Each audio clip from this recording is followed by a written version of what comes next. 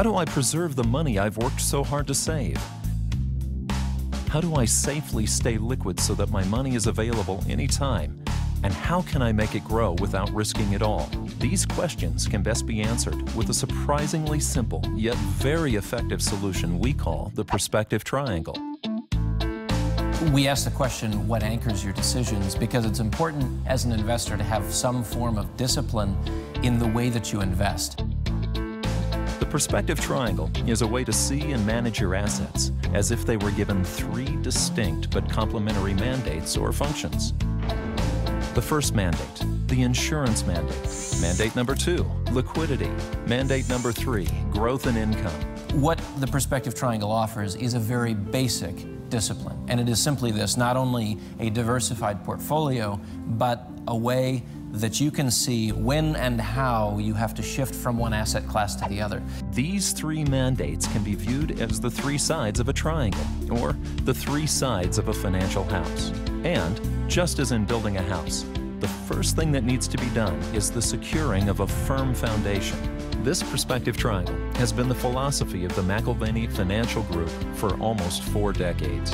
The base of the triangle, the insurance mandate, is gold, silver, platinum, and palladium, physically held.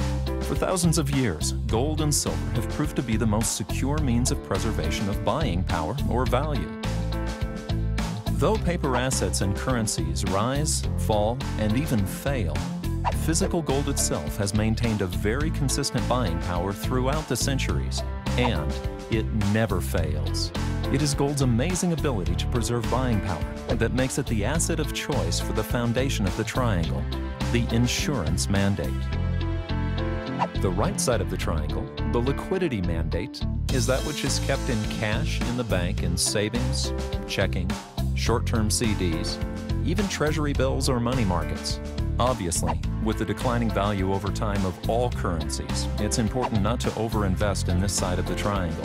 Inflation, whether gradual or abrupt, is the major threat to the buying power of these assets. This is why this side of the triangle must be supported by the foundation in gold to counteract the loss of buying power in your liquidity mandated savings.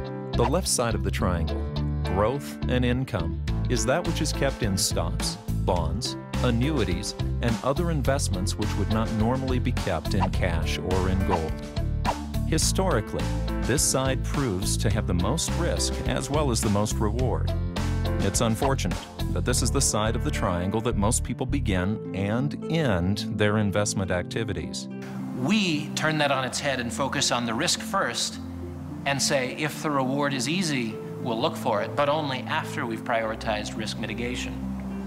With these three mandates in place, preservation of assets or insurance, liquidity, and growth and income, your perspective triangle provides a portfolio that recognizes and hedges risk, allows for daily requirements of household management, and financially invests for reasonable reward and long-term growth.